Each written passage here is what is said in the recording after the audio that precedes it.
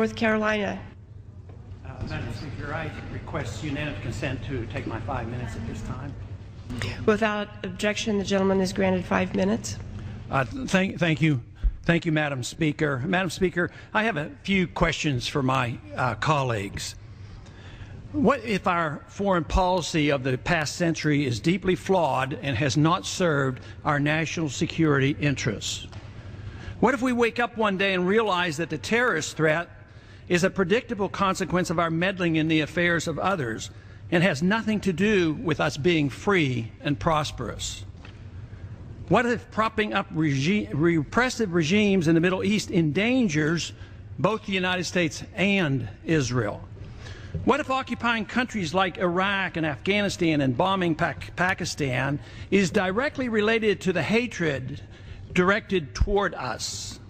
What if someday it dawns on us that losing over 5,000 American military personnel in the Middle East since 9/11 is not a fair trade-off for the loss of nearly 3,000 American citizens, no matter how many Iraqi, Pakistani, and Afghan people are killed or displaced?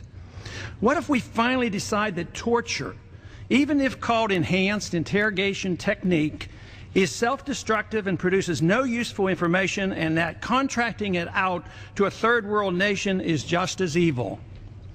What if it is finally realized that war and military spending is always destructive to the economy?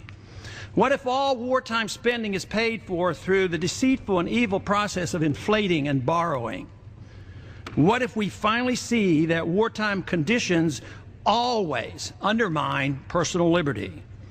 What if conservatives who preach small government wake up and realize that our interventionist foreign policy provides the greatest incentive to expand the government? What if conservatives understood once again that their only logical position is to reject military intervention and managing an empire throughout the world? What if the American people woke up and understood that the official reasons for going to war are almost always based on lies and promoted by war propaganda in order to serve special interests? What if we as a nation came to realize that the quest for empire eventually destroys all great nations? What if Obama has no intention of leaving Iraq? What if a military draft is being planned for the wars that will spread if our foreign policy is not changed? What if the American people learn the truth, that our foreign policy has nothing to do with national security, that it never changes from one administration to the next? What if war and preparation for war is a racket serving the special interests? What if President Obama is completely wrong about Afghanistan and it turns out worse than Iraq and Vietnam put together?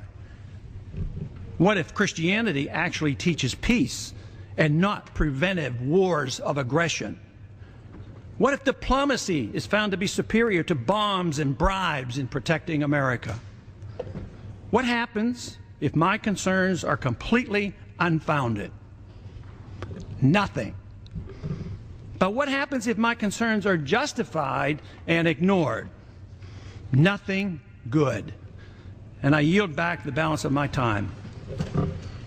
Ms. Woolsey from California. Thank you, Madam Speaker. Big brother is watching.